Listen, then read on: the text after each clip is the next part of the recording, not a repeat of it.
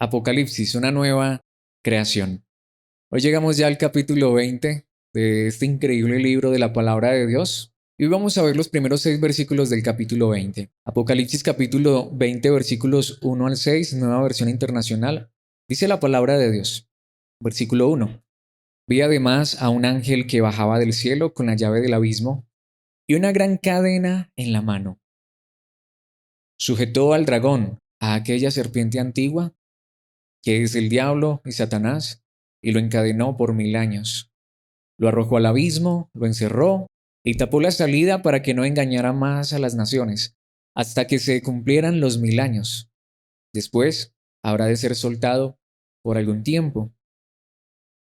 Entonces vi tronos donde se sentaron los que recibieron autoridad para juzgar. Vi también las almas de los que habían sido decapitados por causa del testimonio de Jesús y por la palabra de Dios. No habían adorado a la bestia ni a su imagen, ni se habían dejado poner su marca en la frente ni en la mano.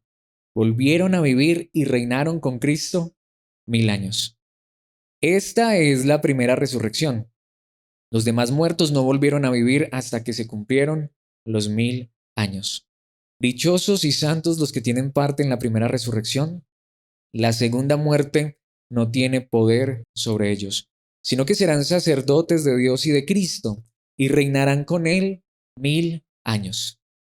Esta es la palabra de Dios. Este es el pasaje que vamos a estudiar en el día de hoy. Le he puesto esta enseñanza como título, Un reino milenial. Y bueno, Apocalipsis capítulo 20 es uno de los capítulos más controversiales y famosos de la Biblia, y particularmente de Apocalipsis. De algo estoy seguro, si llevas un tiempo en la iglesia en Latinoamérica, seguramente que has escuchado del reino milenial, que después de que Cristo venga por su iglesia y después de que lleguen las bodas del Cordero, habrá un reino de 1000 años. Esa es una de las enseñanzas más famosas y conocidas en Latinoamérica y se difundió gracias a una Biblia llamada Scofield. Y entonces en Latinoamérica se conoce mucho como lo que es el dispensacionalismo. Sin embargo, quiero decirlo personalmente, cuando a mí me enseñaban esto desde muy niño, a mí me surgían muchas preguntas, muchas inquietudes. Había cosas como que no me cuadraban y me preguntaba si habría otra manera de ver este pasaje. Pero era lo único que había, era lo único que enseñaban. De hecho, la mayoría enseñan hoy esto. Pero ¿qué pasaría si este pasaje dijera algo más? ¿Y por qué lo estoy diciendo? Porque es que tristemente, y más en Apocalipsis y en libros como estos, nos hemos acostumbrado a escuchar lo que los hombres o las personas que enseñan dicen, muchas veces sin siquiera cuestionar lo que la palabra de Dios realmente nos está diciendo. Y lo que quiero decir es que muchas veces son las interpretaciones de hombres o interpretaciones que están en una Biblia anotada como Scofield. La Biblia Scofield tiene anotaciones de un señor llamado John Nelson, que se llamaba John Nelson Darby. Y esto es lo más interesante. Hay muchas personas que toman eso como palabra de Dios, pero esa era la interpretación de un hombre. Pero mis hermanos, cuando nosotros dejamos que la Biblia interprete la Biblia, cuando dejamos que sea la palabra de Dios la que interprete lo que la Biblia está diciendo, nos damos cuenta que a veces no es tan complicado, sino que es tan simple y sencillo. Así que este pasaje nos habla del reino milenial, pero ¿qué pasaría si yo les dijera que más bien la palabra de Dios, más que ponernos a esperar un reino futuro que vendrá, aunque algunos verdaderos creyentes puedan creer eso, y aquí quiero decir algo, aclarar, no quiero ser dogmático, es decir, si ustedes o alguno de ustedes o alguien piensa diferente, está bien, en esto no hay problema, por creer esto, no creerlo de la manera en que lo vamos a enseñar hoy, no nos salvamos o nos condenamos. Pero lo que quiero que veamos es que dejemos que la palabra de Dios nos enseñe, y mejor como ya vimos a la luz de la palabra de Dios en este estudio de Apocalipsis, que Cristo la primera vez que vino como un siervo a morir en una cruz para salvarnos, pero prometió regresar. Y la segunda vez que Cristo regrese, regresará como un rey lleno de gloria y majestad. Pero la pregunta que quiero que nos hagamos es, ¿y qué acontece en medio? ¿Qué pasa en medio de la primera venida de Cristo Jesús, hace poco más de 2000 años, cuando nació en un pesebre y murió en una cruz, hasta que Cristo regrese por segunda vez? Y yo quisiera que pensáramos en ese reino milenial que nos habla Apocalipsis 20, a la luz de la palabra, por supuesto, nos vamos a centrar ya en este pasaje, y quisiera que pensáramos y viéramos cómo la Biblia nos enseña que mejor ese reino está ocurriendo ahora. Antes de ir directamente, quiero que veamos algunos pasajes que nos enfatizan esto, porque pensemos en lo que dice, por ejemplo, Apocalipsis capítulo 1, versículo 6. Esto ya lo estudiamos, de hecho está al principio de este libro maravilloso. Al que ha hecho de nosotros un reino. Y notemos que allí Juan se incluye, pero ¿dónde estaba Juan? En la isla de Patmos. Juan la estaba pasando muy bien, no, estaba exiliado. Y de hecho le está escribiendo a la iglesia del primer siglo y dice que Cristo ha hecho de nosotros un reino sacerdotes al servicio de Dios su Padre. A Él sea la gloria y el poder por los siglos de los siglos. Amén. Creo que todos estamos de acuerdo, independientemente de lo que pensemos del milenio. Creo que todos estamos de acuerdo en que Cristo es nuestro rey y que Cristo nos ha hecho reyes y sacerdotes. Ahora, lo que pasa es que ese reinado nuestro todavía no se ve mucho como un reinado. Como les decía, Juan aquí escribe esto y estaba exiliado en la isla de Patmos. Le escribió a la iglesia del primer siglo y la iglesia del primer siglo estaba siendo perseguida. Pero miremos que aquí dice claramente la palabra de Dios que nos ha hecho un reino, de nosotros ha hecho un reino de sacerdotes al servicio de Dios su Padre. Entonces, ¿cuál es el verdadero reino? Son hombres y mujeres sirviendo a Dios en nombre de Cristo. Ese es el verdadero reino. Ahora, pregunto, ¿es Cristo nuestro rey? ¿Estamos reinando con Cristo? ¿Estamos sirviendo a Dios? Eso es verdad. Entonces notemos que ya estamos en el reino. Pero más importante aún, la Biblia habla de un reino milenial de 1000 años, única y exclusivamente en este pasaje de Apocalipsis 20. Pero la Biblia utiliza la expresión 1000 en muchos lugares, en toda la Biblia. Vamos a ver unos cuantos nomás. Hay muchísimos, pero les he traído unos cuantos, dos del Antiguo Testamento, uno del Nuevo Testamento, para que veamos que el 1000 es un número simbólico, no figurado. Y antes de ir a los pasajes, de hecho, quiero que pensemos en algo que nosotros mismos decimos. ¿Acaso alguna vez usted no ha usado esta expresión o la ha escuchado? Digamos, cuando una persona pasa en algún automóvil o en algún vehículo. ¿Y qué decimos nosotros? Iba a 1000. ¿Qué significa eso? ¿Que iba a 1000? Que iba muy rápido. Es decir, que esa expresión 1000 en ese momento no es literal. Es un símbolo de que esa persona iba muy rápido. Iba a 1000, iba muy rápido, pero no iba a 1000. Posiblemente iba a 70, 80, 50 kilómetros por hora, 120. Pero decimos a 1000 porque es muy rápido. Y asimismo la palabra de Dios utiliza esta expresión muchas veces, tanto en el Antiguo como en el Nuevo Testamento. Veamos algunas de ellas. Salmos capítulo 84, versículo 10. Dice la palabra de Dios, vale más pasar un día en tus atrios que ¿qué? Que 1000 fuera de ellos. ¿Por qué 1000? Era un número simbólico, porque el salmista no dijo que 1158. Es un número que significa mucho. Vale más pasar un día o estar un momento en tu presencia, Dios, que pasar mucho tiempo fuera de ella. Eso es lo que significa allí 1000.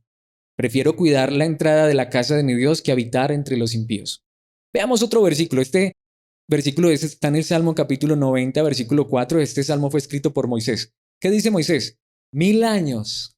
¿Por qué no 2000, 3000 o 1500 o 1300? 1000 años para ti son como el día de ayer, que ya pasó. Son como unas cuantas horas de la noche. Entonces, 1000 que significa mucho, pero no estrictamente 1000. Vayamos a uno de los versículos quizá más famosos que nos hablan de esto. Notemos, esto está en el Nuevo Testamento, segunda carta de Pedro capítulo 3, versículo 8. Pero no olviden, queridos hermanos, que para el Señor un día es como ¿qué? 1000 años. Y 1000 años como un día. La pregunta ¿es esto literal? No. Lo que está diciendo es para el Señor un día es como mucho tiempo, como 1000 años.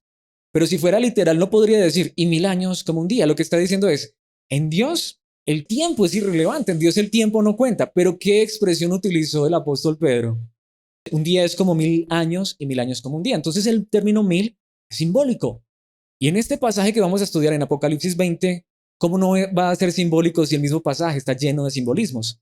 Así que vayamos directamente a este pasaje y veamos esta verdad hermosa en dos puntos principales que creo que si lo entendemos a la luz de esta verdad, será de una enorme bendición para nuestras vidas. Así que la Biblia sí nos habla de un reino milenial. ¿Pero de qué se trata esto? Primer punto, quiero que veamos, y es que allí la palabra de Dios en los versículos 1 al 3 nos muestran que tenemos la seguridad del milenio. Es decir, que si ya estamos en el milenio, no esperan un reino milenial que va a venir, sino creemos que ya el milenio está aquí y ahora, y que tú y yo hacemos parte de ese reino en Cristo Jesús, que son 1000 años, pero son mucho tiempo. De hecho, ya llevamos poco más de 2000 años. Mis hermanos, esta verdad nos enseña que hay seguridad en nuestras vidas en Cristo Jesús. Veamos esto en los primeros 3 versículos. Versículo 1. Dice la palabra de Dios, vi además a un ángel nuevamente, esto es una visión, que bajaba del cielo con la llave del abismo. Traía una llave en la mano, eso es simbólico. Y una gran cadena en la mano, eso es simbólico. ¿Por qué? Veamos lo que dice el versículo 2. Sujetó al dragón. ¿Quién es el dragón?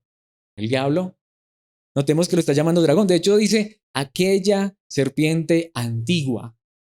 Es decir, nos está aclarando de quién se trata, que es el diablo y Satanás, y lo encadenó por 1000 años. Si el diablo es un espíritu, ¿será que lo pueden atar con una cadena física y literal? No, el pasaje está lleno de simbolismo. Pero aquí es donde viene esta verdad hermosa. ¿Para qué fue entonces, para qué vino este ángel para atar a Satanás? Por 1000 años. Ahora, ¿qué tal si yo les mostrara por la Biblia que Satanás en este momento está atado? La Biblia lo enseña, claramente. Pero antes de ir a algunos pasajes del Nuevo Testamento que nos muestran esto, veamos que en el mismo versículo 3 de Apocalipsis nos dice de qué se trata la atadura de Satanás. Notemos en el versículo 3. Lo arrojó al abismo, lo encerró y tapó la salida o selló la salida, que es lo que dice el idioma original. Y allí está el propósito, para que no engañara más a las naciones hasta que se cumplieran los 1000 años. Después habrá de ser soltado por algún tiempo. Esta es la pregunta, mis hermanos. ¿Para qué fue atado Satanás por 1000 años? Para que no engañara más a las naciones. Ahora hago esta pregunta. ¿No es cierto que hoy el Evangelio de Cristo Jesús está siendo predicado a todas las naciones? Tú y yo somos judíos, israelitas de nacimiento. Cuando uno lee la Biblia se da cuenta que todo el Antiguo Testamento, desde Génesis hasta Malaquías, Dios tuvo un propósito particular con un solo pueblo. De hecho, una nación muy pequeña, Israel. ¿Cuántas personas que no eran de Israel hicieron parte del pueblo de Dios? Sí, unas cuantas, pero como decimos nosotros coloquialmente, las podemos contar en la palma de nuestras manos, en los dedos de nuestra mano, y nos sobran dedos. ¿Con quién era el plan de Dios en el Antiguo Testamento? Particularmente con una nación muy pequeña llamada Israel. ¿Qué pasaba con el resto del mundo? ¿Qué pasaba con el resto de las naciones? Estaban sin Dios, sin esperanza. Pero ¿cuándo fue que la puerta del Evangelio fue abierta a todas las naciones? Cuando Cristo en esa cruz murió, no solamente para salvar a los de su propio pueblo, sino a todos aquellos que sin importar si son de cualquier pueblo, tribu, lengua y nación, crean en Él y sean salvos. Tú y yo somos de Colombia. ¿Hay alguien aquí de otro país? Tú y yo somos de Colombia. Quizá alguno que nos esté viendo en internet sea de otro país. Pero ese es el punto. Hoy todas las naciones están conociendo a Cristo Jesús.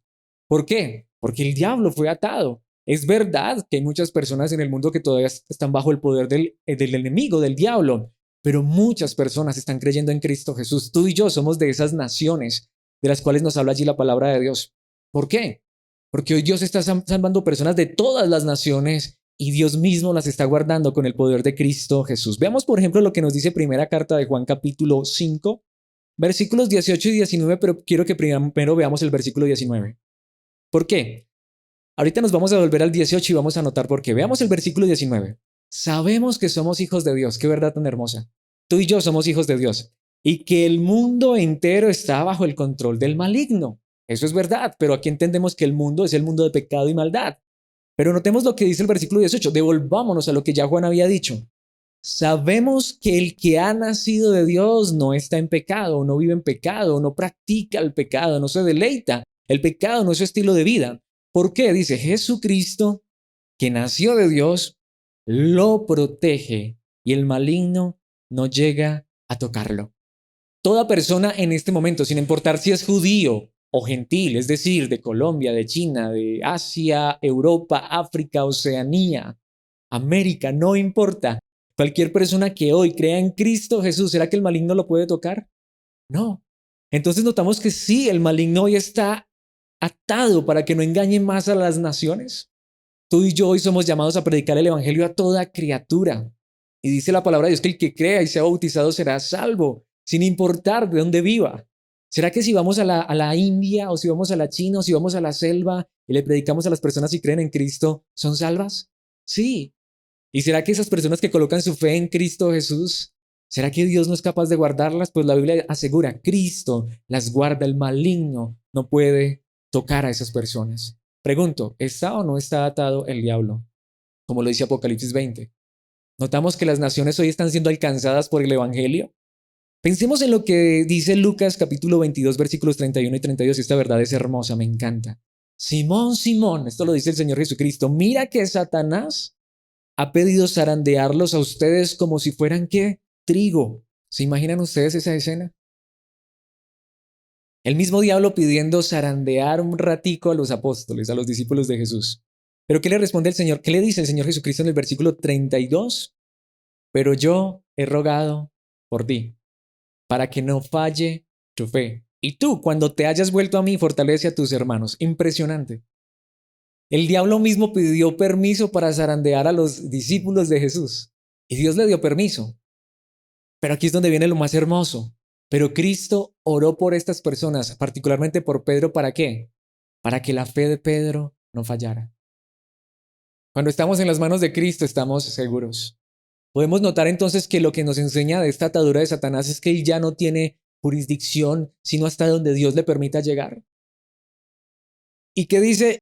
Y tú, cuando te hayas vuelto a mí, Jesucristo aseguró que Pedro iba a volver a Cristo y lo hizo. Fortalece a tus hermanos. Mis hermanos, esta es la gran verdad. Cuando uno entiende esto, uno se da cuenta que este es un reino milenial de seguridad. Estamos en las manos de Cristo y en Cristo estamos seguros.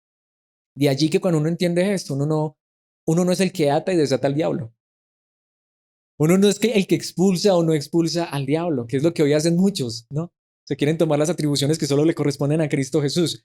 Más bien tú y yo descansamos, que estamos en las manos más seguras, en las manos de nuestro Rey de Reyes y Señor de Señores, que está por encima del mismo Satanás. ¿Qué dice el versículo 31 y 32, los versículos 31 y 32 de Juan capítulo 12? Esta verdad es impactante. Si leyeras todo el capítulo 12 de Juan, está en el contexto de unos griegos, unas personas que no eran de la nación judía que querían conocer a Jesús. Y notemos las palabras de Jesús, versículo 31. El juicio de este mundo ha llegado ya, y el príncipe de este mundo va a ser expulsado. ¿Cuándo? Versículo 32. Pero yo, cuando sea levantado de la tierra, y está hablando de cuando él iba a morir en la cruz, atraeré a todos a mí mismo. ¿Qué está diciendo el mismo Señor Jesucristo? Cuando yo vaya a esa cruz, el príncipe de este mundo, aquel que engaña a las naciones, el mismo diablo va a ser atado, va a ser expulsado. Y ahora todos van a poder venir a mí. Ahora todos van a poder creer en mí. No importa si son judíos o gentiles, no importa la nacionalidad, no importa la raza, la lengua. Pero ¿cuándo ocurrió eso? En la primera venida de Cristo, cuando Él murió en una cruz para salvarnos, a pesar de que no éramos judíos, no éramos del pueblo de Israel. Notemos lo que dice Gálatas capítulo 3, versículos 14, Gálatas 3:14 solamente. Así sucedió, este es Pablo, ¿de qué está hablando? Cuando Dios colocó a su Hijo en una cruz y lo hizo maldición por nosotros. Pero así sucedió para que, por medio de Cristo Jesús, y notemos esta verdad tan impactante, la bendición prometida a Abraham. Allí Pablo está citando literalmente Génesis capítulo 12. No lo he traído allí, pero si tú alguna vez has leído ese pasaje, qué bueno que hasta nos lo aprendiéramos de memoria. En los primeros 3 versículos de Génesis 12, Dios le prometió a Abraham que va a ser de él una nación grande, que lo va a bendecir, que lo va a hacer un hombre fuerte y poderoso. Pero en ese mismo lugar dice, pero por medio de ti, Abraham, van a ser benditas todas las naciones de la tierra. Y notemos que aquí Pablo dice que eso se cumplió por medio de Cristo. La bendición prometida a Abraham llegara a las naciones y para que por la fe recibiéramos el Espíritu según la promesa. Mis hermanos, es hermoso. Tú y yo hoy hacemos parte de esta bendición de creer en Cristo, a pesar de que no somos israelitas, no somos judíos. Y perdón por tanta insistencia, pero esta es la verdad. Hoy somos parte de esas naciones que son salvas por gracia en Cristo Jesús. ¿Saben por qué? Porque en esa cruz el diablo fue expulsado. Porque en esa cruz el diablo fue atado para que no engañe más las naciones, para que a ti y a mí el diablo no nos engañara más y cuando nos predicaron a Cristo creyéramos en este glorioso Rey Salvador. Notemos lo que dice Colosenses capítulo 2, versículo 15. Hablando acerca de la cruz, dice, desarmó a los poderes y a las potestades y por medio de Cristo los humilló en público al exhibirlos en su desfile triunfal. La palabra de Dios es clara. En esa cruz, Cristo desarmó a sus enemigos. Y en un sentido, están humillados, pero falta que sean derrotados por completo. Y ya en Apocalipsis hemos visto que cuando Cristo regrese por segunda vez, Destruirá por completo a la gran Babilonia, al falso profeta, a las bestias. Sin embargo, hace falta también que veamos la destrucción del último enemigo. Si Dios lo permite, eso lo veremos dentro de 8 días. Pero notemos que mientras llega la destrucción final del enemigo, con la segunda venida de Cristo también, en medio, ¿qué pasa con el enemigo, con Satanás? Está atado, está humillado. Y no somos nosotros llamados a hablar mal de estos seres. Más bien somos llamados a decir lo que la Biblia dice. Creemos en uno que es el que hace todas las cosas y ha sometido a sus enemigos bajo sus pies. Hechos capítulo 11, versículos 17 y 18. Notemos esta verdad tan hermosa. Este es el apóstol Pedro en una reunión con los líderes en Jerusalén. ¿Por qué? Porque están regañando a Pedro. ¿Por qué están regañando a Pedro? Porque en el capítulo 10 Pedro fue donde Cornelio a predicarle el evangelio. ¿Y cómo que Pedro se metió a la casa de un gentil? ¿Cómo que Pedro fue a predicarle a esos incircuncisos, a esos paganos? ¿Cómo Pedro pudo hacer eso? Y aquí Pedro se está defendiendo y está diciendo, es que Dios me obligó a ir. Es que Dios me llevó y de hecho cuando yo estaba allá ocurrió algo. Y notemos lo que Pedro dice, versículo 17. Por tanto, si Dios les ha dado a ellos, hablando de los gentiles, el mismo don que a nosotros al creer en el Señor Jesucristo, porque cuando Pedro estaba predicando el Espíritu Santo vino sobre esas personas que no eran judías, que no eran de Israel, sino que eran de las demás naciones.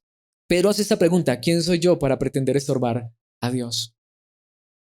Desde que Cristo ascendió a los cielos, el Evangelio está siendo predicado a todas las naciones. Y tú y yo hacemos parte de esas naciones. Versículo 18. Al oír esto, los que estaban regañando a Pedro porque se había metido a la casa de Cornelio, cuando escucharon esto, se apaciguaron, que dijeron, ay, como que estamos metiendo la pata, y alabaron a Dios diciendo, así que también a los gentiles les ha concedido Dios el arrepentimiento para vida. Mis hermanos, ¿cuándo fue atado Satanás para que no engañara más a las naciones? Con la primera venida de Cristo Jesús. Y va a ser derrotado con la segunda venida de Cristo Jesús. Y como ya vimos por estos 1000 años o por este periodo extenso de tiempo que ya va como 2000 años y no sabemos cuánto demore más, pero un día ese tiempo acabará. Pero antes de que Cristo regrese, será desatado un poquito más de tiempo. ¿Qué significa eso? Antes de que Cristo regrese, ese hombre, bueno, ese hombre no, porque no es un hombre, ese ser, ese personaje, engañará a muchos. Y tristemente, a veces pienso que quizás eso es lo que estamos viviendo ahora. Aún en nombre de Dios, tanto engaño, mentira y falsedad. Pero quiera Dios que todavía esté este ser amarrado por allá un poquitico para que muchos sigan creyendo en Cristo Jesús. Pero ¿saben qué es lo hermoso? Pensemos nuevamente en cómo inició este pasaje. Un ángel atando al diablo. Así de simple, mis hermanos. Ni siquiera Cristo Jesús se tiene que ensuciar las manos. Solamente enviar a un ángel es capaz un ángel de atar al diablo. Y como ya hemos visto y veremos más adelante, cuando Cristo regrese, también lo destruirá en un solo instante. Por eso es que tú y yo ya no somos llamados a temerle a este ser. Por eso es que tú y yo ya no somos llamados a vivir angustiados, afanados, lo que digo, ni atando ni desatando al diablo, sino mejor confiando en la obra de Cristo hecha por nosotros en la cruz del Calvario y en el reino de nuestro Rey, Cristo Jesús, quien gobierna desde la eternidad. ¿Qué dice Romanos capítulo 8, versículos 33 y 34? Y allí está esta verdad tan hermosa. ¿Quién acusará a los que Dios ha escogido? La respuesta es nadie, porque es una pregunta retórica. Dios es el que justifica. ¿Cómo se llama Satanás en este pasaje que estamos estudiando? O el diablo o este ser. Bueno, se llama Satanás diablo. ¿Sabían ustedes que no son nombres propios? De hecho, ni siquiera sabemos en esencia cómo se llama este ser. En el idioma original dice que este ser es un Satanás o un diablo, que significa calumniador, mentiroso, embustero, acusador. Eso es lo que a él le encanta. Y la palabra de Dios dice que si tú y yo hemos creído en Cristo Jesús, ¿quién nos puede acusar? Ni el diablo.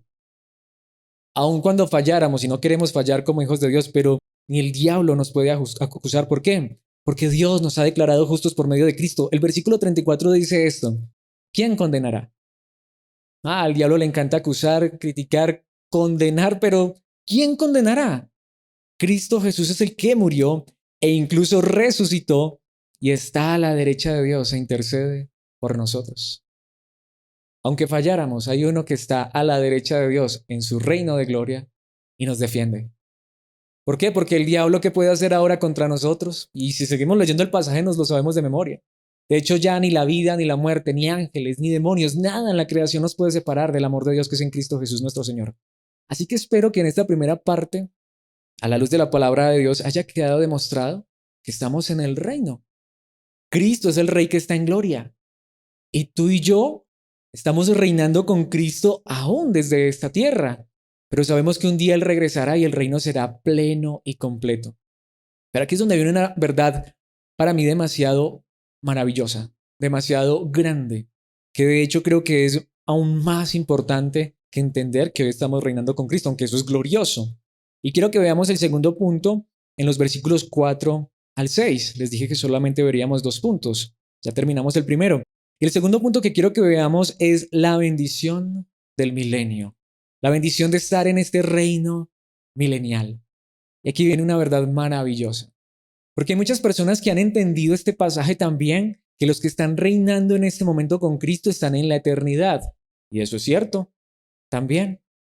Pero los que estamos aquí en esta tierra también estamos reinando con Cristo. Es decir, que tanto los que están aquí en la tierra como los que ya están con Cristo, todos estamos reinando con Cristo. ¿Por qué es esto tan importante? Mis hermanos, porque a veces a nosotros se nos olvida que la verdad más maravillosa es que Cristo nos ha dado vida, salvación, vida ¿qué? Eterna. ¿Cómo se ve esto? Versículo 4. Entonces vi tronos donde se sentaron los que recibieron autoridad para juzgar. Aunque esta traducción allí coloca un punto y lo que sigue pareciera que lo dijera de otras personas, es para las mismas personas. Vi también las almas de los que habían sido decapitados por causa del testimonio de Jesús y por la palabra de Dios. No habían adorado a la bestia ni a su imagen, ni se habían dejado poner su marca en la frente ni en la mano. Volvieron a vivir y reinaron con Cristo 1000 años. Mis hermanos, esta verdad es tan maravillosa.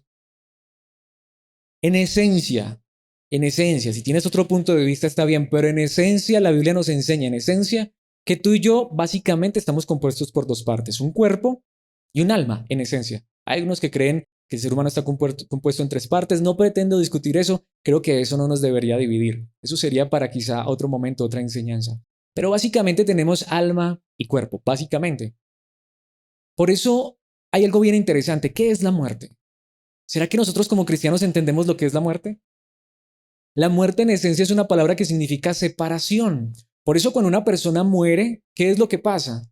Que su alma se separa de su cuerpo. Y aquí es donde viene la parte más importante. Tanto el alma como el cuerpo pueden morir,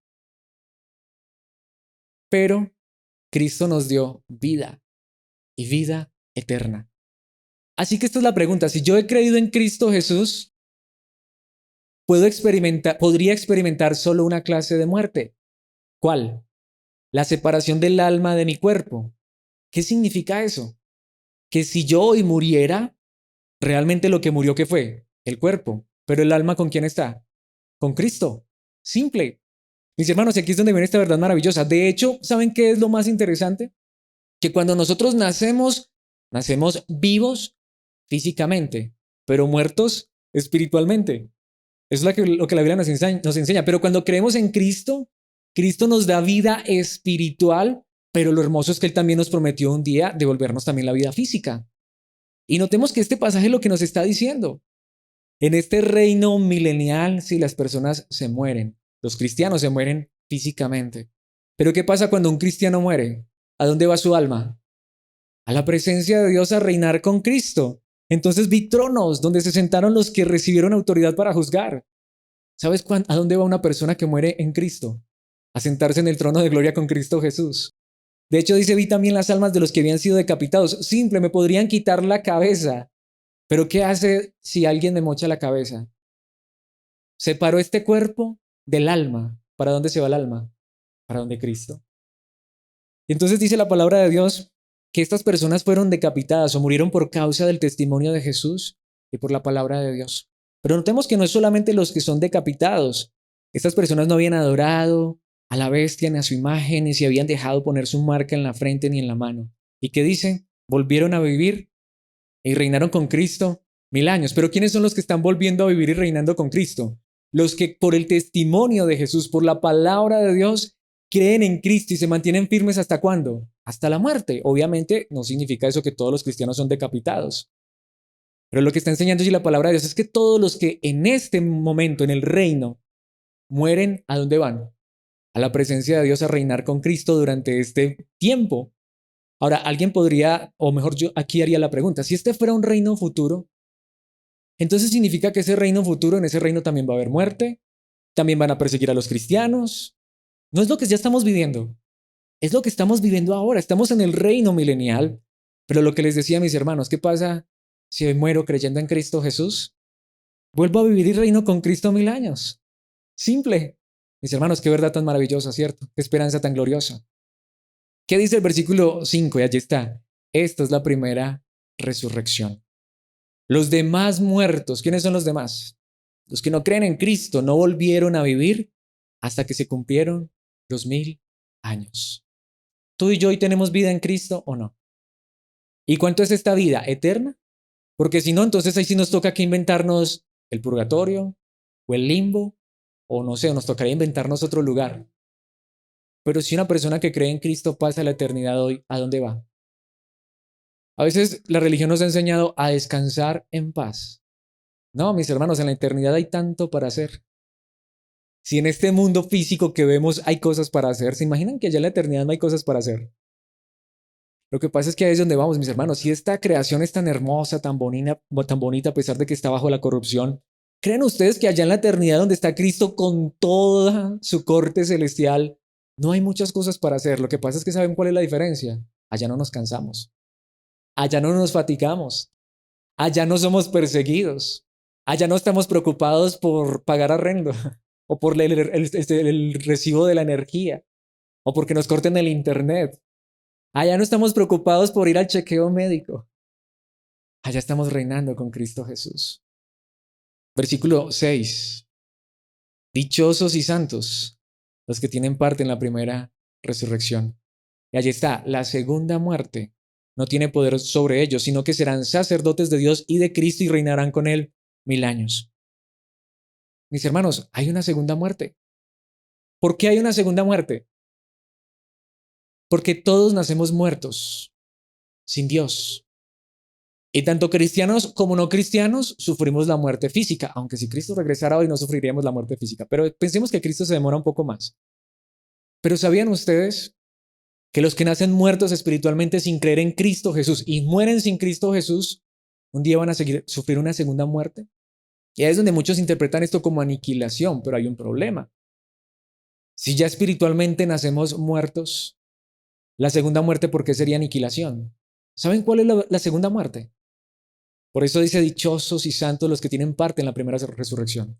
La segunda muerte es ahora vivir eternamente, donde quiera que sea, no me pregunten dónde porque no lo sé, la Biblia no lo dice, separado ahora eternamente de Dios. Pensémoslo de esta manera. Nace un bebé, sea quien sea, llámese como se llame. Tiene vida física, pero nace espiritualmente muerto. Si ese bebé crece y sigue muerto espiritual sin creer en Cristo, y se desarrolla y llega viejito y muere sin creer en Cristo Jesús, en ese momento, ¿qué murió? La carne. Pero va a sufrir una segunda muerte. ¿Por qué? Porque ahora finalmente su alma, que nació muerta, ahora va a estar muerta doblemente. ¿Por qué? Porque ahora va a estar eternamente separada de Dios. Pero si esa persona creyó en Cristo Jesús, aunque ese cuerpo muera, ahora su alma nunca muere. Aunque muriera hoy físicamente, va a la eternidad y un día va a resucitar tanto en cuerpo como en alma, que de hecho ya está viva en la presencia de Dios. Entonces, si has experimentado el haber perdido algún ser querido, pero lo has perdido entre comillas en Cristo, nosotros somos los que sufrimos el dolor aquí en la tierra. Pero ¿dónde está esa persona? Reinando con Cristo en la gloria eterna. Mis hermanos, esta es la fe verdadera. Este es el cristianismo verdadero. ¿Por qué? Porque es lo que enseña la Biblia. Pensemos en lo que dice Apocalipsis capítulo 14, versículo 13, ya lo vimos. Si no, ¿cómo cobra sentido esta verdad? Entonces oí una voz del cielo que decía, escribe, dichosos los que de ahora en adelante, ¿qué? Mueren en el Señor. Sí, dice el Espíritu. Ellos descansarán de sus fatigosas tareas, pues sus obras los acompañan. Ya estudiamos detenidamente este pasaje, pero solamente quiero enfatizar allí algo. Si una persona hoy muere, descansa de la fatiga, pero sus labores continúan, su trabajo continúa. Mis hermanos, el trabajo no es malo, el trabajo no es una maldición, lo malo es cansarnos. Cuando Dios creó a Adán y Eva, los puso a trabajar o no, y estaban en el paraíso. Es que repito, yo no quiero ir a una eternidad a vagar. ¿Alguna vez usted se ha quedado por 1 o 2 días sin hacer nada? Eso cansa más que trabajar mucho. Yo no quiero irme a una eternidad a no hacer nada. Al contrario, en la eternidad hay mucho por hacer, pero sin fatiga, sin cansancio. Y esa es la pregunta. Si morir no es vida en Cristo, entonces ¿por qué dice aquí que morir es una bendición? Porque Pablo dijo en Filipenses capítulo 1, versículo 21, un pasaje muy famoso, porque para mí el vivir es ¿qué? Cristo. ¿Y el morir es qué? Ganancia. ¿Cómo puede ser el morir ganancia? Si como dicen muchos nos morimos y hasta ahí llegó todo. O como dicen muchos nos morimos y nos quedamos dormiditos. Mis hermanos, dormir es muy bueno, pero cuando uno duerme mucho también es maluco. Yo no quisiera morirme hoy e irme a dormir, no. De hecho, si hoy muriera, mi alma iría con Cristo a reinar, a gobernar, donde quiera que sea que Cristo esté. No lo podemos ver, pero creemos en Él. De hecho, Juan capítulo 11, versículos 25 y 26, ¿recordamos este pasaje? Cuando murió Lázaro, ¿qué le dice Jesús a una de las hermanas de Lázaro? Entonces Jesús le dijo, yo soy la resurrección y la vida. El que cree en mí vivirá, aunque muera. Versículo 26, y todo el que vive y cree en mí, no morirá jamás. ¿Crees esto? Cristo y nos pregunta, ¿crees esto? Ahí es donde entendemos, mis hermanos, si hoy muriéramos, si yo hoy muriera, vivir es Cristo y morir es qué? Ganancia. Así como que hay un plano físico que podemos ver con nuestros ojos, hay un plano espiritual que aunque no podemos ver con nuestros ojos, pero es tan real como lo que está a nuestro alrededor. Y en ese lugar está Cristo junto con los que han muerto en Él, reinando, gobernando en este momento. Efesios capítulo 2, versículos 5 al 7. Notemos lo que dice la palabra de Dios. Hablando acerca de Dios, dice, nos dio vida con Cristo, aun cuando estábamos muertos en pecados. Si notamos que nacemos muertos en pecados, por gracia ustedes han sido ¿qué? Salvados. Esta es la salvación verdadera. Y notemos esta verdad que dice el versículo 6. Y en unión con Cristo Jesús, Dios nos resucitó y nos hizo sentar con Él en las regiones celestiales. Este cuerpo está aquí, unido todavía a esta alma, pero en Cristo nuestra alma está sentada en la gloria con Él. Por eso es que si en este momento se separa el alma de este cuerpo, ¿para dónde se va el alma? A sentarse allá donde me tienen preparado un lugar. Qué verdad tan hermosa, ¿cierto? Ahí es donde la Biblia enseña que para nosotros si hay esperanza, aún en la muerte. ¿Alguna vez has escuchado eso? Hasta lo hayas dicho. Yo lo he dicho por una terrible equivocación, por desconocer esta verdad. Es que mientras haya vida, hay esperanza. Para los cristianos, aún en la muerte hay esperanza. Porque morir no es la hecatombe. Morir es bendición. Morir es ir a reinar con Cristo en las regiones celestiales, aunque de cierta manera ya lo estamos haciendo en esta tierra cuando predicamos a Cristo, cuando creemos en Cristo, cuando honramos a Cristo. Versículo 7. Para mostrar en los tiempos venideros la incomparable riqueza de su gracia, que por su bondad derramó sobre nosotros en Cristo Jesús. Un día veremos toda esa gloria maravillosa. Un día disfrutaremos de toda esa riqueza maravillosa en Cristo Jesús. Cuando uno mira esto, cuando uno ve esto, antes como que le dan a uno ganas es de morirse. Le dan a uno ganas es de irse de esta tierra a estar con Cristo Jesús. Por eso recordemos lo que Pablo le dijo a los tesalonicenses en su primera carta, capítulo 4, versículos 3 y 14, porque parece ser que a ellos se les olvidó esto. Hermanos, no queremos que ignoren lo que va a pasar con los que ya han muerto. Allí está, para que no se entristezcan como esos otros que no tienen esperanza. No, para nosotros la muerte, aún en la muerte hay esperanza. ¿Qué dice el versículo 14? Y aquí quiero aclarar algo, porque tenemos este estudio en la nueva versión internacional, pero aquí hay algo muy importante que en el idioma original es diferente. ¿Acaso no creemos que Jesús murió y resucitó? ¿Cierto? ¿Qué dice Pablo? Así también Dios, y aunque aquí dice resucitará con Jesús a los que han muerto en unión con Él, el idioma original dice traerá. Por eso allí la Reina Valera sí lo dice correctamente. Traerá con Jesús a los que han muerto en unión con Él. Por eso allí es donde está ese pasaje que los que han muerto en Cristo, ¿qué pasa cuando Cristo regrese? Vendrán con Él en las nubes y cuando estén en las nubes, su cuerpo se unirá ahora a sus almas que están en la eternidad con Cristo.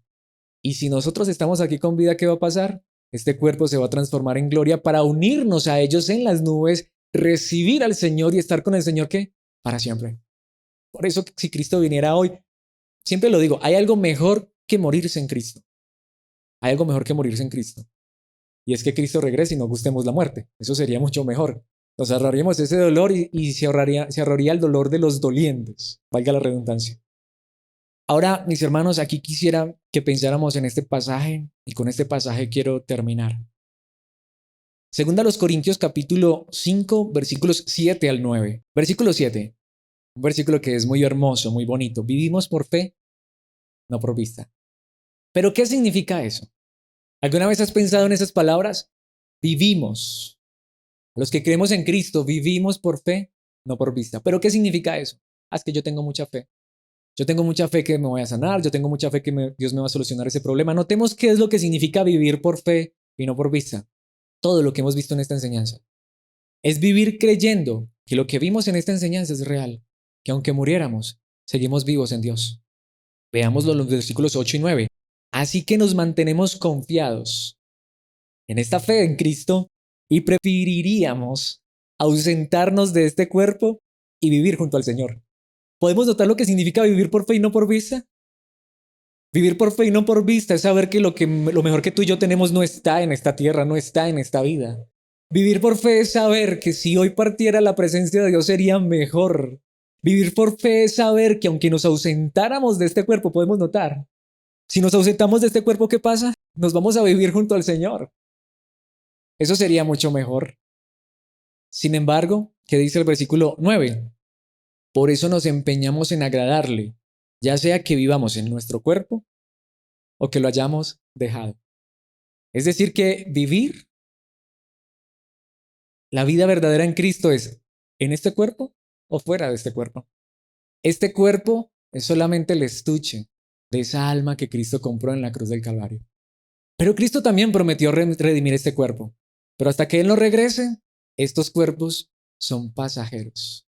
Pero nuestra alma, en la presencia de Cristo, es eterna. Mis hermanos, esto es lo que nos enseña Apocalipsis. Yo no espero un reino futuro. Yo creo que ya hago parte de este reino en Cristo Jesús, sea que viva o sea que muera. Este es el reino milenial. Estamos en un reino milenial. Ahora, aclaro, si alguien escuchó toda esta enseñanza y aún así difiere de este punto, no importa, mis hermanos, lo importante es estar en Cristo Jesús. Si alguien todavía cree que hay que esperar un reino futuro, está bien, mis hermanos, no nos vayamos a pelear por eso, no nos vayamos a poner bravos. Lo importante es que todos hagamos parte de esta maravillosa verdad, de saber que sea que vivamos o muramos, en Cristo estamos seguros, en Cristo estamos reinando. Y al contrario, la pregunta aquí que yo quisiera hacer es, independientemente de tu postura frente a esta verdad, la pregunta que yo quiero hacerte es, ¿no te alegra saber que en Cristo tenemos tal gran ganancia, tal seguridad, que sea que vivamos o muramos, estamos seguros en sus manos? Señor, gracias por salvarnos. Gracias por hacernos parte de tu reino, porque hoy, mañana y siempre reinaremos con Cristo por su gracia maravillosa. Y si estamos en Cristo, estamos seguros, tenemos esperanza aún en medio de la muerte.